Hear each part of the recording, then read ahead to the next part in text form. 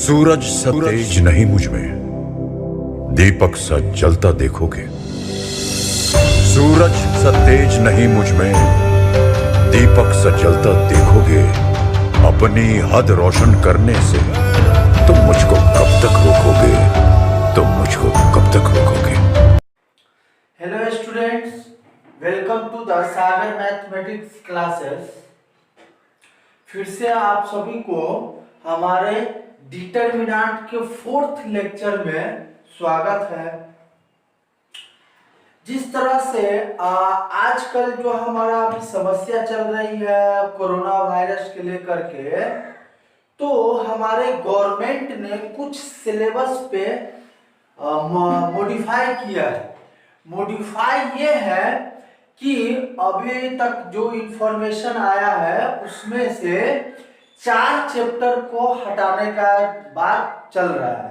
मतलब ज्यादा चांस है कि वो 4 चैप्टर हटेगा ही। तो टोटल 20 चैप्टर अगर किसी सब्जेक्ट का है तो उसमें से आपको 16 चैप्टर का ही सिलेबस अभी रहेगा इस साल, ठीक है। और ज्यादातर चांस है कि अभी ये डिसीजन नहीं निकला है कि कौन कौन चैप्टर को हटाया जा रहा है, ठीक है ना। लेकिन टोटल 4 चैप्टर को हटाएगा ही।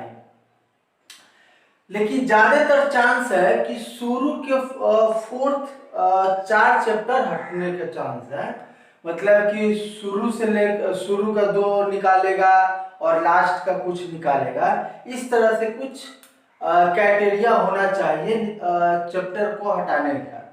लेकिन अभी तक ये फिक्स न है कि कौन सा चैप्टर, अभी पर्टिकुलर चैप्टर का नाम नहीं बताया जा रहा है। सिर्फ बोला गया है कि 4 चैप्टर को हटा दिया जाएगा, यानी कि प्रत्येक सब्जेक्ट का 4 चैप्टर आपका हटेगा, ठीक है ना। तो हम लोग एक्चुअली हो क्या रहा है कि ये लगभग मार्च से ही सिलेबस स्टार्ट हो जाता है 12th का, लेकिन काफी लेट हो गया है। तो स्वाभाविक है कि इतना दिन में बहुत सारे चैप्टर खींचा जाता। तो इसके लिए मतलब कि सिलेबस का डिक्रीमेंट किया जा रहा है कि टाइम पे सिलेबस खत्म हो जाए। और 2-3 महीना सेशन भी लेट हो गया है, जिसके वजह से हमारा मतलब कि टाइम पे सिलेबस खत्म हो जाए और बच्चा पे लोड भी नहीं पड़े। इसके वजह से खास करके वो अपना डिसीजन निकाल रहे हैं वो लोग। तो ये सब चीज तो होते ही रहेगा। अब हम लोग आते हैं डिटरमिनेंट के। इससे पहले हम बेसिक डिटरमिनेंट भी देख लिए थे और माइनर कोफैक्टर निकालने का तरीका भी देख लिए थे, ठीक है। लेकिन अब जो हम लोग पढ़ने जा रहे हैं वो है प्रॉपर्टी ऑफ डिटरमिनेंट। यानी कि डिटरमिनेंट का बहुत सारा प्रॉपर्टी होता है। उस प्रॉपर्टी को हम लोग एक एक करके यहाँ पे समझेंगे, ठीक है। तो पहला प्रॉपर्टी है कि अगर किसी भी डिटरमिनेंट का रो अगर कॉलम में चेंज कर दिया जाए तो उस डिटरमिनेंट के मान में, यानी कि वैल्यू में कोई परिवर्तन नहीं होगा। कैसे? अब यहाँ पर the value of a determinant remain unchange. Remain unchange का मतलब कोई परिवर्तन नहीं होगा if its row and column are interchange. यानी कि रो को अगर आप कॉलम में, एग्जाम्पल के माध्यम से हम लोग समझते हैं इसको कि किस प्रकार से ये हो सकता है। मान लेते हैं कि ये एक डिटरमिनेंट है 1 2 4 7, ये डिटरमिनेंट है, ठीक है। अब इस डिटरमिनेंट को अगर हम कैलकुलेट करते हैं तो इसका वैल्यू कितना आता है 1 into 7। बताया हुआ है किस तरह से कैलकुलेट करना है। और 2 into 4 ये हो जाएगा। तो 7 में से कितना जाएगा 8, तो ये कितना जाएगा -1। तो इस डिटर्मिनेंट का वैल्यू कितना आया आपके पास, -1। अब ये प्रॉपर्टी क्या बोल रहा है कि अगर आप इसके रो को कॉलम में अगर चेंज कर देते हैं तभी भी इस डिटर्मिनेंट का जो मान आएगा वो -1 रहेगा। कैसे देखते हैं हम लोग। अब इसी डिटर्मिनेंट को हम नाम डेल्टा डैश दे दिए है। अब क्या कर रहे हैं, इस डिटर्मिनेंट में जो रो है उसको कॉलम में चेंज कर रहा है। ठीक है, तो 1 2 4 7 ये अब दोनों रो को हम कॉलम में चेंज कर दिए। अब इस डिटर्मिनेंट को भी आप सॉल्व कीजिएगा तो इसका भी आंसर -1 ही आएगा। देख लीजिए आप सॉल्व करके, तो सॉल्व कीजिएगा तो 1 × 7 और -4 × 2 तो कितना आ जाएगा, 7 - 8, ये -1 आ रहा है कि नहीं। तो अगर किसी भी डिटर्मिनेंट का रो को अगर कॉलम में आप अगर कन्वर्ट कर देते हैं तो उस डिटर्मिनेंट के वैल्यू में कोई परिवर्तन नहीं होगा। ये हमारा फर्स्ट प्रॉपर्टी है। सेकेंड प्रॉपर्टी क्या है कि वैल्यू ऑफ डिटर्मिनेंट चेंज क्या होगा, वैल्यू ऑफ डिटर्मिनेंट चेंज होगा बाय ए माइनस साइन। कब, इफ वी एक्सचेंज टू रो और टू कॉलम, यानी कि इसका कहने का मतलब है कि कोई भी डिटर्मिनेंट आपके पास है, अगर कोई भी दो रो को अदला बदली कीजिए या दो कॉलम को अदला बदली कीजिए तो उसका जो डिटर्मिनेंट का मान में सिर्फ मतलब कि साइन का परिवर्तन होगा। कैसे, वो एग्जांपल में देखिए आप। मान लेते हैं कि एक डिटर्मिनेंट आपके पास ये है डेल्टा, मतलब कि ये डिटर्मिनेंट है कि 1 2 7 4 5 6 1 0 7, ये डिटर्मिनेंट। ठीक है, अब ये मान लेते हैं कि इस डिटर्मिनेंट का मान सपोज दैट, मान लेते हैं कि अगर इस डिटर्मिनेंट को सॉल्व अगर आप कीजिएगा तो मान लेते हैं कि 10 आया। सपोज दैट कि इस डिटर्मिनेंट को आप कैलकुलेट किए और इसका मान निकल करके कितना आ जाएगा, 10। ठीक है, तो अगर इस डिटर्मिनेंट का मान आप कैलकुलेट करके 10 आता है, अगर इसमें किसी भी दो रो या दो कॉलम को अगर हम चेंज कर देते हैं तो हमारा एक नया डिटर्मिनेंट डैश मिलेगा। ठीक है, हम पहला रो और दूसरा रो को क्या करते हैं, अदला बदली कर देते हैं। ठीक है, तो पहला रो और दूसरा रो को अदला बदली कीजिएगा तो ये आएगा 1 2 7 और 1 0 7, ये आ जाएगा। ठीक है, अब ध्यान से समझिएगा क्या कौन सा प्रॉपर्टी है ये।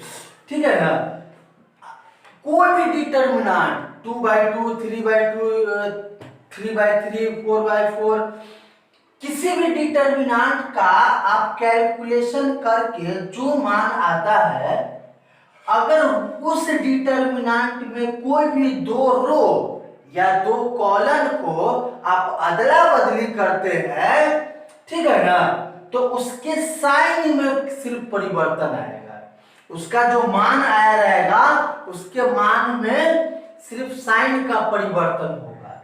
ठीक है ना, अब जैसे इस डिटर्मिनेंट को सॉल्व किए तो मान लेते हैं कि 10 आया इसका मान, तो हम क्या किए हैं कि इस पहला रो और दूसरा रो को अदला बदली कर दिए तो हमारे पास ये नया डिटर्मिनेंट आया। तो अगर इस डिटर्मिनेंट को अगर आप सॉल्व करते हैं तो क्या आएगा, इसका मान सॉल्व करने की जरूरत नहीं है।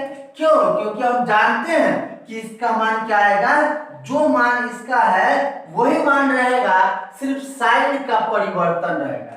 यानी कि यहाँ +10 है तो यहाँ -10 रहेगा। अगर यहाँ -10 रहता तो यहाँ पे क्या होता है, +10। ठीक है ना, तो सिर्फ साइन का परिवर्तन होता है। तो ये दो प्रॉपर्टी हम लोग देख लिए। अब हम लोग देखते हैं नेक्स्ट प्रॉपर्टी है, वो हम लोग देखते हैं। अब हम लोग देखते हैं तीसरा प्रॉपर्टी। तीसरा प्रॉपर्टी है ना, दो प्रॉपर्टी को कंबाइन करके लिखे हैं हम लोग। ठीक है ना, तीसरा प्रॉपर्टी क्या है कि अगर किसी भी डिटर्मिनेंट का दो रो या दो कॉलम आइडेंटिकल या प्रोपोर्शनल अगर है तो उस डिटर्मिनेंट का वैल्यू क्या होगा, 0 होगा। ठीक है ना, किसी भी डिटर्मिनेंट का कोई भी दो रो या दो कॉलम अगर समान हो, ठीक है ना, यानी कि अगर दो रो या दो कॉलम अगर समान होता है या करस्पॉन्डिंग एलिमेंट प्रोपोर्शनल है तो उस डिटर्मिनेंट का वैल्यू क्या होगा, 0 होगा। ठीक है, अब हम लोग एग्जांपल देखते हैं इसका कि किस तरह से हो सकता है। तो मान लेते हैं कि ये हमारे पास एक डिटर्मिनेंट है 1 3 7 2 4 5 एंड 0 1 चाहिए 1 3 7, ये ठीक।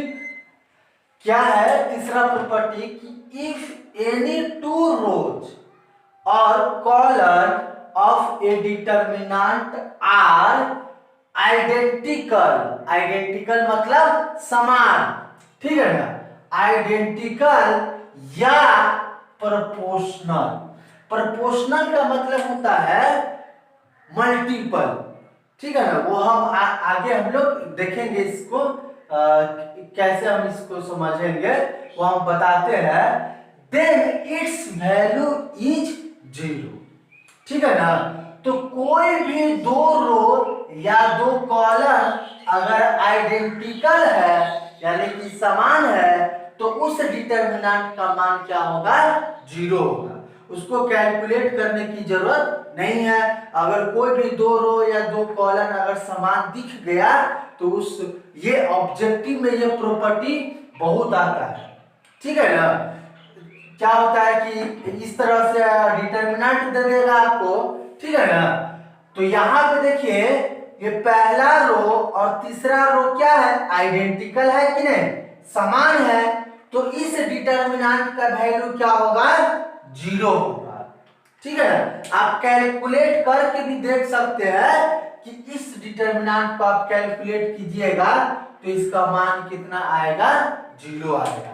आप अगर चाहे तो आप इसको कैलकुलेट करके अपने रफ कॉपी में देख सकते हैं। ठीक है, तो कोई भी दो रो आइडेंटिकल है यानी कि समान है तो उस डिटर्मिनेंट का वैल्यू 0 होता है। ठीक है ना, तो ये ऑब्जेक्टिव में इस तरह का क्वेश्चन आता है, इस तरह का डिटर्मिनेंट दे देगा और कितना बच्चा देखेगा डिटर्मिनेंट है तो इसको सॉल्व करने बैठ जाएगा। ठीक है ना, लेकिन वो ये नहीं देखता है कि अगर इसमें कोई प्रॉपर्टी लगने वाला है तो हम प्रॉपर्टी से यूज करेंगे इसको। ठीक है ना, तो दो रो या दो कॉलम अगर आइडेंटिकल है, समान है, तो उस डिटर्मिनेंट को सॉल्व नहीं करना है, उसका मान हमेशा कितना होगा, 0 होगा। ठीक है, अब आते हैं प्रोपोर्शनल के। अगर किसी भी डिटर्मिनेंट का दो रो या दो कॉलम अगर प्रोपोर्शनल है तो उस डिटर्मिनेंट का मान भी 0 होगा। कैसे, यहां पे हम लोग देखते हैं। प्रोपोर्शनल का एग्जांपल देखते हैं कि अगर हमारे पास जैसे 1 3 7 और 2 4 2 3 ये है, तीसरा है जो है 2 6 14 ये। ठीक, अब ये डिटर्मिनेंट है तो प्रोपोर्शनल का मतलब क्या हुआ कि कोई एक रो का मल्टीपल दूसरा रो या तीसरा रो, ठीक है ना, यानी कि एक कॉलन का मल्टीपल पहला कॉलन या दूसरा कॉलन या तीसरा कॉलन हो सकता है, ठीक है ना। तो वो चीज हमको देखना है यहाँ पे, यानी कि प्रोपोर्शनल का मतलब मल्टीपल देखना है, मतलब गुना, गुणांक, ठीक है ना। तो यहाँ पे देखिए हमारे पास जो डिटर्मिनेंट है वो पहला रो में क्या क्या एलिमेंट है, 1 3 7, ठीक है ना। और इसी का 2 गुना अगर हम किया जाए, इसका अगर 2 गुना करते हैं तो हमारे पास ये तीसरा रो मिलता है, ठीक है ना। देखिए अगर इसको 2 से मल्टीप्लाई कीजिएगा तो 2, इसको 2 से मल्टीप्लाई कीजिएगा तो 6, इसको 2 से मल्टीप्लाई कीजिएगा तो 14, ठीक है। तो इसका मतलब कि पहला रो का प्रोपोर्शनल है हमारा तीसरा रो, ठीक है। तो यहाँ पे प्रोपोर्शनलिटी वाला बात आ जाता है, तो इस डिटर्मिनेंट का भी मान हमारा क्या होगा, 0। कैसे 0 होगा वो हम लोग समझते हैं। एलिमेंट्री ऑपरेशन आप लोग देखे होइएगा, एलिमेंट्री ऑपरेशन जो हम लोग किए थे मैट्रिक्स में, वहां भी हम लोग किए थे, तो वही चीज का यूज यहाँ पे हम लोग कर सकते हैं, ठीक है ना। पहला चीज क्या था कि 2 रो या 2 कॉलम अगर आइडेंटिकल है तो उसका मान, उस डिटर्मिनेंट का मान क्या होगा, 0 होगा। वही चीज यहाँ पे भी हो सकता है। देखिए कैसे, हम इसमें एलिमेंट्री ऑपरेशन लगाते हैं। अगर हम R3 माइनस 2 टाइम्स R1 लगाए, R3 में से 2 टाइम्स R1 लगाते हैं तो हमारा डिटर्मिनेंट क्या बन करके आएगा, देखिए 1 3 7, अब 4 2 3। अब R3 में से 2 बार मल्टीप्लाई करना है R1।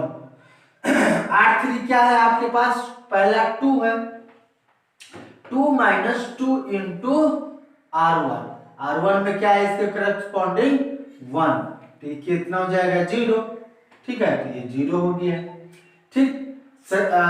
दूसरा एलिमेंट क्या है, 6 माइनस 2 इंटू R1, R1 इसके क्या है, 3 है, तो ये भी 0। इसी तरह से तीसरा भी 0, तो ये है। अब ये डिटर्मिनेंट का मान 0। किसी भी रो या किसी भी कॉलम में तीनों एलिमेंट, यानी कि अगर किसी भी रो का पूरा एलिमेंट या किसी भी कॉलम का पूरा एलिमेंट अगर 0 है तो उस डिटर्मिनेंट का मान 0 होता है, ठीक है ना। तो इसका मान क्या आ जाएगा आपका, निकल करके 0, ठीक है ना। तो इस तरह से हम ये प्रॉपर्टी को देख सकते हैं कि किसी भी प्रॉपर्टी का अगर 2 रो या 2 कॉलम समान होगा तो भी डिटर्मिनेंट 0 होगा। अगर कोई भी 2 रो या 2 कॉलम अगर प्रोपोर्शनल होगा, यानी कि गुना होगा, एक रो से दूसरे रो का मल्टीपल होगा, तो उस डिटर्मिनेंट का भी मान हमारा 0 आएगा, ठीक है। अब हम लोग देखते हैं नेक्स्ट प्रॉपर्टी 4। अब हम लोग देखते हैं फोर्थ प्रॉपर्टी, और फोर्थ प्रॉपर्टी क्या है, ये भी इंपॉर्टेंट प्रॉपर्टी है कि if each element of a row या column of a determinant is multiply by a constant के, ठीक है ना। तो इससे पहले, इस प्रॉपर्टी से पहले हम मल्टीप्लिकेशन का कुछ बात याद करना चाहते हैं कि अगर मैट्रिक्स में किसी भी नंबर से अगर आप मल्टीप्लाई करते हैं तो मैट्रिक्स के प्रत्येक एलिमेंट में उस नंबर से मल्टीप्लिकेशन हो जाता है, ठीक है ना।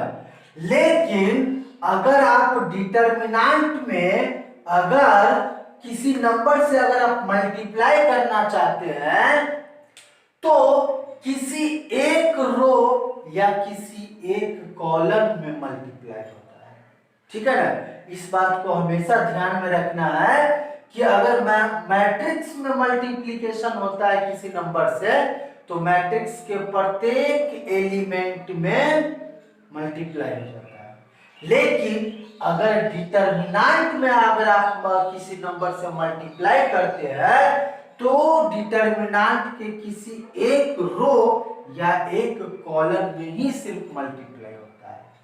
ठीक है, तो इस बात को ध्यान में रखना है अपने को।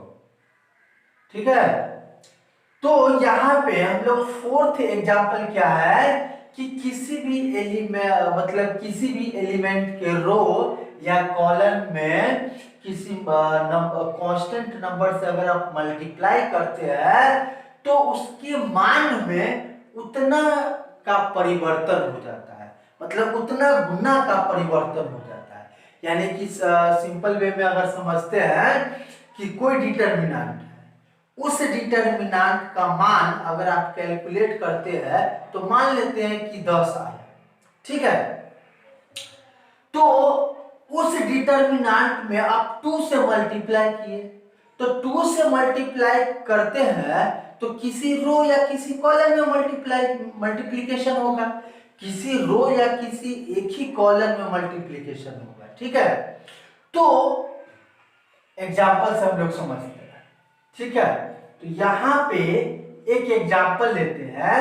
पहले तो देख लेते हैं कि प्रॉपर्टी क्या बोल रहा है कि if each element of a row या column of a determinant is multiply by a constant k, then the value of the new determinant, मतलब नया जो डिटरमिनेंट हमारा आएगा उसका मान is k times the original determinant, यानी कि जितना नंबर से आप मल्टीप्लाई कीजिएगा उतना टाइम्स ओरिजिनल डिटरमिनेंट के मान के उसका मान आएगा। ठीक है ना, मान लेते हैं कि एक डिटरमिनेंट आपके पास ये है 1 3 7 4। हम 2/2 डिटरमिनेंट इसलिए लेते हैं कि इसका कैलकुलेशन भी इजी है और जल्दी हो जाता है। अगर 3/3 डिटरमिनेंट का एग्जांपल लेंगे तो लंबा प्रोसेस जाएगा, टाइम ज्यादा लेगा, हमको कंसेप्ट समझना है। ठीक है ना, तो कंसेप्ट समझना है तो इसीलिए हम छोटा सा डिटरमिनेंट लिए हैं। अब ये 2/2 डिटरमिनेंट है। ठीक है, अब इस डिटरमिनेंट को अगर आप सॉल्व करते हैं तो 1 × 4 माइनस 3 × 7 ये आ जाएगा। तो ये कितना आ जाएगा 4 - 21, तो ये कितना हो जाएगा -70। इसका मान कितना आ गया -70। ठीक है, अब क्या कर रहे हैं हम, अब बोल रहा है ये प्रॉपर्टी क्या बोल रहा है कि किसी भी रो या किसी भी कॉलम में ऑफ ए डिटरमिनेंट मल्टीप्लाई कीजिए कोई भी कांस्टेंट नंबर से।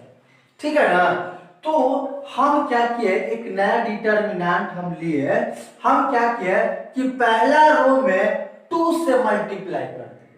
कितना से 2 से मल्टीप्लाई किए, तो क्या आ जाएगा डिटरमिनेंट, पहला रो में 2 से मल्टीप्लाई किया तो 2 और 6 7 4। तो इस डिटरमिनेंट का मान क्या आएगा, हम कितना से इसमें मल्टीप्लाई किए 2 से, तो इस डिटरमिनेंट का मान इसका 2 गुना हो जाएगा।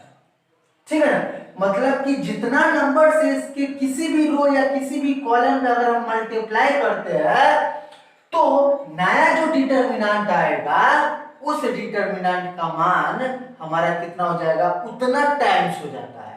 ठीक है ना, तो इसका मान कितना आएगा 17 दूना 34, यानी कि -34। आप कैलकुलेट कर लीजिए कितना आ जाएगा, 4 दूना 8, 8 माइनस 8 में चले 48, सॉरी 7 × 5 = 35, 7 × 6 = 42। ये कितना आ जाएगा दो जाएगा ये -34 आ रहा है कि नहीं, वो उतना ही आएगा। ठीक है, अगर मान के चलिए कि अगर आप सेकेंड रो में 2 से मल्टीप्लाई करते हैं तभी भी उसका मान उतना ही आएगा। ठीक है, यानी कि किसी भी रो या किसी भी कॉलम में आप जो संख्या से गुना करते हैं उतना टाइम्स नया वाला डिटरमिनेंट का मान आएगा। ठीक है ना। आप अगर मान लेते हैं कि पहला कॉलम में हम 3 से गुना किए, ठीक है, तो हमारा नया डिटरमिनेंट बन करके क्या आ जाएगा, डबल डैश देते हैं तो पहला कॉलम में 3 से मल्टीप्लाई कीजिएगा तो 3 और 21 हो जाएगा और 3 4 ये आ जाएगा। तो इस डिटरमिनेंट का मान क्या होगा, इसका 3 गुना। समझ में आ रहा है, मतलब कि जितना नंबर से इसमें गुना आप करते हैं उसका नया डिटरमिनेंट का मान इसके मान का उतना गुना हो जाएगा। ठीक है, तो इसका मान क्या हो जाएगा, 51, यानी कि माइनस इतना हो जाएगा। ठीक है, अगर हम पहला रो में 4 से मल्टीप्लाई करते हैं तो इसका 4 गुना उसका मान आ जाएगा। ठीक है, तो ये हमारा फोर्थ प्रॉपर्टी है। ठीक, अब हम लोग देखते हैं फिफ्थ प्रॉपर्टी, वो हम लोग देखते हैं। अब हम लोग देखते हैं फिफ्थ प्रॉपर्टी। ठीक है, फिफ्थ प्रॉपर्टी क्या है कि if each elements of a row or column of a determinant is expressed as the sum of two या more term, then the determinant can be expressed as the sum of two or more determinant। यानी कि किसी भी determinant का कोई भी रो या कोई भी कॉलम दो या दो से अधिक टर्म में, टर्म है किसका, सम का, तो उस डिटरमिनेंट को उतना, मतलब जितना सम होगा उतना डिटरमिनेंट में हम कन्वर्ट कर सकते हैं। यानी कि जितना किसी भी रो या किसी भी कॉलम में जितना टर्म ऐड हो रहा होगा, जितना टर्म जुट रहा होगा उतना डिटरमिनेंट में उस डिटरमिनेंट को हम कन्वर्ट कर सकते हैं। जैसे एग्जांपल लिए है कि ये डिटरमिनेंट है तो इसमें पहला रो में कितना टर्म ऐड हो रहा, दो टर्म ऐड हो रहा है, देख रहे हैं, a1 plus alpha 1, b1 plus alpha 2, c1 plus alpha 3, यानी कि दो टर्म हम जोड़ रहे हैं। तो इस डिटरमिनेंट को आप एक्सप्रेस यानी कि विस्तार कर सकते हैं कितना, दो डिटरमिनेंट में। और किस तरह से डिटरमिनेंट में इसको एक्सप्रेस करिएगा कि a1 पहला वाला, b1 c1, अब बाकी का ये जो दोनों रो है वो सेम टू सेम दोनों में उतरेगा। ठीक है ना, तो a2 a3 b2 b3 and c2 c3 ये हो गया। अब प्लस, ठीक है, अब पहला रो में a1 b1 c1 तो ले चुके हैं, अब अल्फा 1 अल्फा 2 अल्फा 3, तो alpha 1 alpha 2 alpha 3।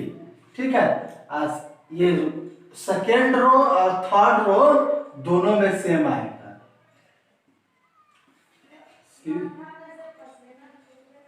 To a3 b3 और c3। तो इस तरह से हम लोग एक्सपेंड कर सकते हैं। अगर 3 वो रहेगा, जिस तरह से ये कि ये अगर डिटरमिनेंट है a1 plus alpha 1 plus beta 1 B1 plus alpha 2 plus beta 2 C1 plus alpha 3 plus beta 3। ठीक है, और यहाँ पे A2 B2 C2 A3 B3 और C3 इस तरह का डिटर्मिनेंट रहेगा। तो या तो किसी भी रो या किसी भी कॉलम में ये हो सकता है। ठीक है ना। तो यहाँ पे पहला रो में कितना टर्म जुट रहा है, 3 टर्म जुट रहा है। तो हम इसको 3 डिटर्मिनेंट में एक्सपेंड कर सकते हैं। अब बीच में प्लस का चिन्ह लगा देना है। ठीक है ना। तो इस तरह से यह हमारा फिफ्थ प्रॉपर्टी बोलता है। अब हम लोग देखते हैं नेक्स्ट प्रॉपर्टी 6। अब हम लोग देखते हैं सिक्स्थ प्रॉपर्टी। सिक्स्थ प्रॉपर्टी क्या बोलता है कि कोई भी डिटर्मिनेंट है, उस डिटर्मिनेंट में किसी भी रो या किसी भी कॉलम में कोई अदर कांस्टेंट से आप मल्टीप्लाई करके किसी दूसरे रो या कॉलम में अगर जोड़ते हैं तो उस डिटर्मिनेंट का कोई परिवर्तन नहीं होता है। ठीक है। यहां पे क्या है कि इफ एनी रो और कॉलम, ठीक है ना, of a determinant a multiply of another row, मतलब दूसरे रो में मल्टीप्लाई करना है या कॉलम में इज एडेड, मतलब जोड़ना है, the value of determinant remain the same. Example से समझते हैं इसको। ठीक है, कि मान लेते हैं कि ये एक डिटर्मिनेंट है आपका A1 A2 A3 B1 B2 B3 और C1 C2 C3। ठीक। अब हम क्या कर रहे हैं कि किसी भी रो या किसी भी कॉलम में हम किसी अदर कांस्टेंट से मल्टीप्लाई कर रहे हैं। ठीक है ना। मान लेते हैं कि हम अप्लाई कर रहे हैं एलिमेंट्री ऑपरेशन कि R2 में हम K से मल्टीप्लाई कर रहे हैं। ठीक है ना। क्या कर रहे हैं, R2 में हम K से मल्टीप्लाई कर रहे हैं। तो हमारा जो डिटर्मिनेंट बन करके आएगा, मान ले, एक मिनट, अगर ये डिटर्मिनेंट है, इस डिटर्मिनेंट का मान अगर आपके पास 10 आता है, ठीक है ना, सपोज दैट कि इस डिटर्मिनेंट का मान कितना आया आपके पास 10। ठीक है। अब हम लोग क्या किए कि इस डिटर्मिनेंट में सेकेंड रो में K से मल्टीप्लाई कर दिए। तो हमारे पास क्या आ जाएगा, डिटर्मिनेंट A1 B1 C1 और K A2 K B2 और K C2। ठीक है, और A3 B3 और C3 ये आ गया। ठीक। अब क्या करते हैं कि इसको किसी भी रो या किसी भी कॉलम में अगर आप जोड़ते हैं, ठीक है ना, हम क्या कर रहे हैं कि R2 को फर्स्ट रो में जोड़ देते हैं। यानी कि क्या करते हैं कि R1 में हम क्या कर रहे हैं कि R1 प्लस R2 ये हम अप्लाई करेंगे। तो ये अप्लाई करेंगे तो हमारे पास जो नया डिटर्मिनेंट बन करके आएगा वो क्या हो जाएगा, R1 प्लस R2। तो अब क्या हो जाएगा, K1 plus A1 plus K into A2। तो क्या हो जाएगा, A1 plus K into A2। यहां पे हो जाएगा B1 plus K into B2 C1 plus K into C2 और बाकी का सेम टू सेम कि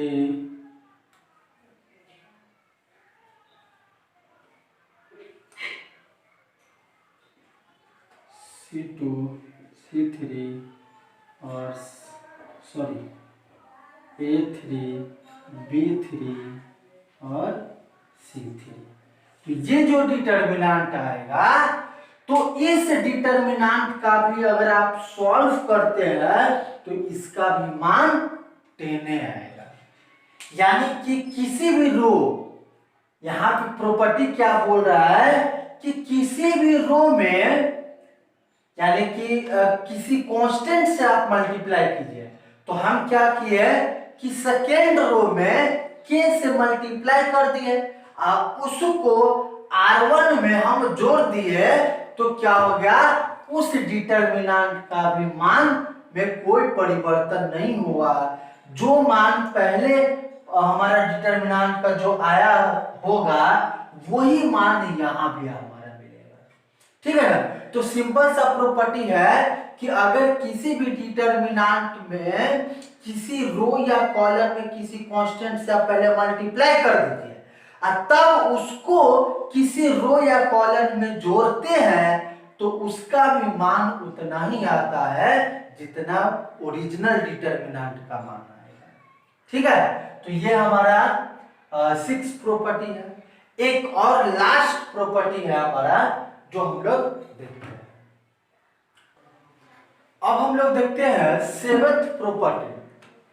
7th प्रॉपर्टी क्या है, ये एनसीईआरटी में आपको एक्सरसाइज में इस पे क्वेश्चन भी है इस प्रॉपर्टी पे, और ये प्रॉपर्टी इंपॉर्टेंट प्रॉपर्टी भी है, तो इसलिए इसको आप ध्यान से समझिएगा कि क्या है ये property. The sum of the product of the element of any row या कॉलम, मतलब कहने का मतलब है कि किसी भी रो के प्रोडक्ट का sum of the determinant with, किसके साथ प्रोडक्ट का sum, cofactor of the corresponding elements.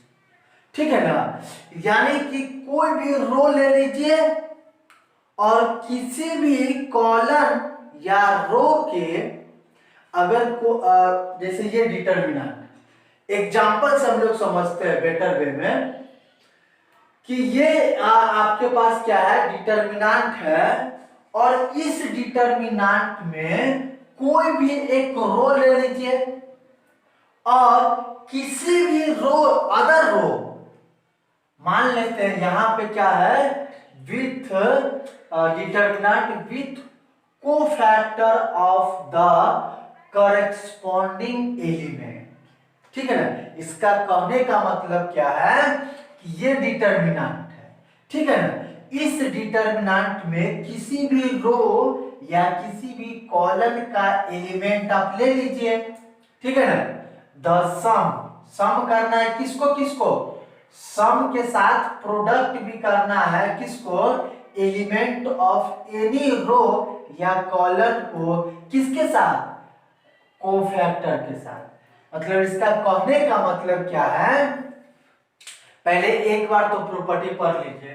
The sum of the product of the element of any row या column of the determinant with cofactor of the corresponding elements of any other row और column is 0।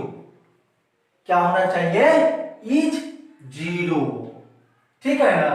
तो क्या इसका कहने का मतलब क्या है कि इस डिटर्मिनेंट में कोई भी रो या कोई भी कॉलम आप ले लीजिए। हम क्या करते हैं कि कोई भी रो ले लेते हैं, जैसे दूसरे रो ले लिए, दूसरा रो का एलिमेंट जैसे A21 plus A22 plus A23 ले लिए। अब क्या कर रहा है, किसी अदर रो का कोफैक्टर ले लीजिए, किसी अदर कोई भी रो का, मतलब जैसे हम क्या किए कि सेकेंड रो का एलिमेंट ले लिए। अब आपके पास क्या बच गया, R1 R3। तो R1 का कोफैक्टर आप लीजिए या R3 का कोफैक्टर लीजिए। हम क्या कर रहे हैं, R1 का कोफैक्टर ले रहे हैं, ठीक है ना। तो R1 का कोफैक्टर A11 से डिनोट करते हैं हम लोग, और इन दोनों का प्रोडक्ट कीजिए और इनटू A, इसका कोफैक्टर तो क्या करस्पॉन्डिंग बोल रहा है, इसीलिए अगर ये वाला एलिमेंट का करस्पॉन्डिंग कौन हो जाएगा, ये, तो इसीलिए इसका कोफैक्टर आपका ये हो गया।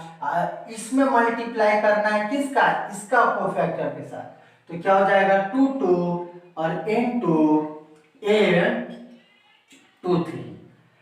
अगर इन दोनों का मल्टीप्लिकेशन, इस सभी का मल्टीप्लिकेशन करके जोड़िएगा तो इसका सम क्या होगा, 0 आएगा हमेशा। किसी भी रो या किसी भी कॉलम का एलिमेंट ले लीजिए और उसी के करस्पॉन्डिंग किसी अदर रो या कॉलम के कोफैक्टर को अगर आप मल्टीप्लाई करके जोड़ते हैं तो उसका सम क्या होता है, 0 होता है। ये क्या है, कोफैक्टर है, ये सब क्या है, कोफैक्टर है,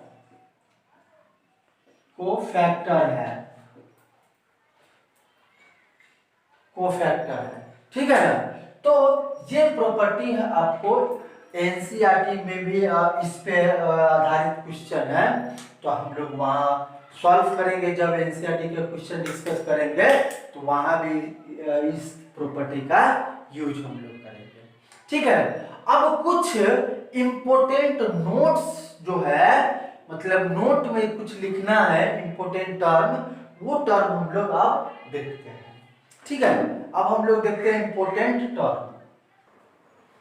अब हम लोग देखते हैं कुछ नोट्स में कुछ बातें हैं जिसको हम लोग याद रखेंगे कि अगर किसी भी मैट्रिक्स का ट्रांसपोज का डिटरमिनेंट निकालेंगे तो उस मैट्रिक्स के डिटरमिनेंट के बराबर होगा, ठीक है ना, उसमें कोई परिवर्तन नहीं होगा। या उस डिटरमिनेंट का उस मैट्रिक्स का डिटरमिनेंट कैलकुलेट कीजिए या उसके ट्रांसपोज का डिटरमिनेंट कैलकुलेट कीजिए, दोनों का मान सेम आएगा, ठीक है। सेकेंड बात इंपॉर्टेंट है, ठीक है ना, ये ऑब्जेक्टिव में भी हमारा आता है कि के क्या है, कोई भी कांस्टेंट है तो k इंटू ए का डिटरमिनेंट अगर आप करते हैं तो वो किसके बराबर आएगा, k के पावर n इंटू ए डिटरमिनेंट के बराबर।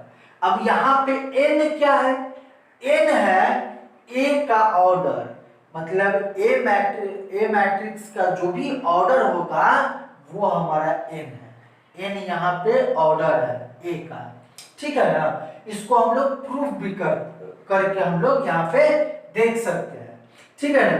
मान लेते हैं कि लेट ए हमारे पास एक मैट्रिक्स है, ठीक है ना, वो क्या है A1 B1 C1 और A2 B2 C2 और A3 B3 C3, ये हमारे पास क्या है, ए मैट्रिक्स, ठीक है। अब ये क्या बोल रहा है कि k इंटू ए, ठीक है ना, तो k इंटू ए अगर आप करते हैं तो अगर मैट्रिक्स में किसी कांस्टेंट से मल्टीप्लाई होता है तो उसके प्रत्येक एलिमेंट में मल्टीप्लिकेशन होता है, तो क्या हो जाएगा, k A1 k B1 और k C1, k A2 k B2 और k C2, k A3 k B3 और k C3, ये हो जाएगा। अब क्या करना है, अब यहाँ पे k इंटू ए तो हमारा मिल गया, लेकिन k इंटू ए का डिटरमिनेंट लेना है, तो अब हमको क्या करना है, इसका डिटरमिनेंट कैलकुलेट करना है।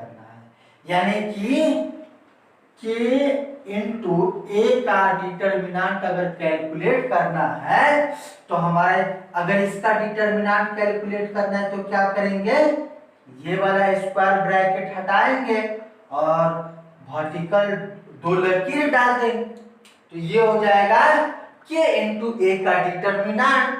अब अगर डिटर्मिनेंट को हम लोग सॉल्व करते हैं तो कोई भी एलिमेंट अगर हम कॉमन लेते हैं डिटर्मिनेंट में से, तो किसी भी रो या किसी भी कॉलम, एक रो या एक कॉलम से हम लोग लेते हैं, ठीक है ना।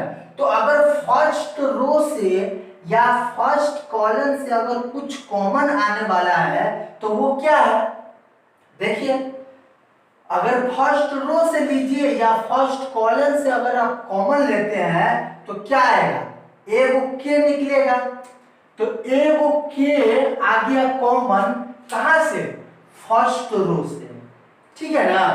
अगर इसी प्रकार से अगर आप सेकेंड रो से कॉमन लेते हैं तो एक और के आ जाएगा। अगर इसी प्रकार से आप तीसरा रो से अगर कॉमन लेते हैं तो एक और के आ जाएगा, ठीक है। अब हमारे पास डिटर्मिनेंट क्या आ गया, पहला रो से तो एगो के कॉमन आ गया हुआ है, तो क्या बच गया, a1 b1 c1। फिर दूसरा रो से तो कॉमन ले लिए हुए के, तो क्या बच जाएगा, a2 b2 c2। इसी प्रकार से तीसरा रो से के कॉमन आ गया हुआ है, तो क्या बच जाएगा, a3 b3 और c3, ये बच जाएगा। अब इन तीनों का मल्टीप्लिकेशन हमारे पास क्या हो जाएगा, k के पावर 3, और ये क्या है, ये क्या है, a का डिटर्मिनेंट है। देखिए a का जो मैट्रिक्स है उसका अगर डिटर्मिनेंट में लिखेंगे तो यही मिलेगा, इसका मतलब कि ये क्या है, a डिटर्मिनेंट है।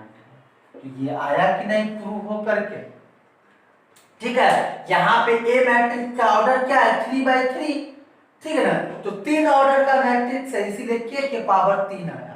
अगर 2/2 रहता, 2/2 ऑर्डर का, तो k के पावर 2 आता। तो इस तरह से हम लोग इसका यूज कर सकते हैं, ठीक है ना। अगर a इंटू बी का अगर मल्टीप्लिकेशन का डिटर्मिनेंट अगर निकालना चाहते हैं तो a का डिटर्मिनेंट इंटू b का डिटर्मिनेंट आता है, ठीक है। कुछ बातें यहाँ पे और है वो हम लोग देखते हैं। Determinant of skew symmetric matrix of odd order, odd order का मतलब क्या हुआ, 3/3, 5/5 ऑर्डर, 7/7 ऑर्डर, इस तरह का जो स्क्यू सिमेट्रिक मैट्रिक्स होगा उस मैट्रिक्स का डिटर्मिनेंट क्या होगा, हमेशा 0 होगा। यानी कि जो भी skew symmetric matrix odd order का होगा, यानी कि विषम कोटि का, ठीक है ना, विषम कोटि का होगा, तो उस मैट्रिक्स का डिटर्मिनेंट का मान 0 आएगा, ठीक है। ये पॉइंट हो गया क्लियर।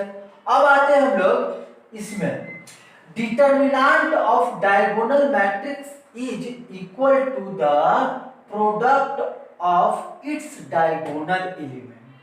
यानी कि कोई भी डायगोनल मैट्रिक्स है तो उस मैट्रिक्स का जो डिटर्मिनेंट अगर आप निकालते हैं तो उसका डिटर्मिनेंट किसके बराबर होगा, डायगोनल के एलिमेंट के मल्टीप्लिकेशन के बराबर, ठीक है ना।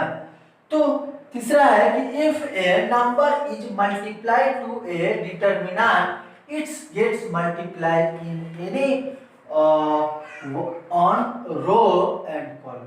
बोल रहा है कि अगर किसी भी नंबर से अगर डिटर्मिनेंट में अगर आप मल्टीप्लाई करते हैं तो उसके किसी एक रो या एक कॉलम में ही आप मल्टीप्लाई कर सकते हैं।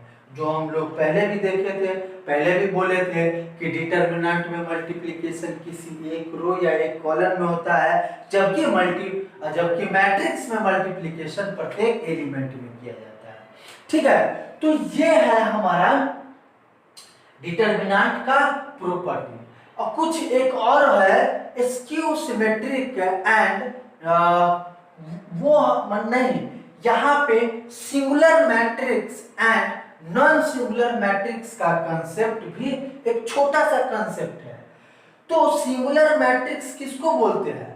जिस मैट्रिक्स का डिटर्मिनेंट 0 होता है उसको हम लोग क्या बोलते हैं? Singular matrix. और जिस मैट्रिक्स का डिटर्मिनेंट नॉन जीरो होता है उस मैट्रिक्स को हम लोग बोलते हैं नॉन सिंगुलर मैट्रिक्स। डिफिनीशन आप लोग लिख लीजिए।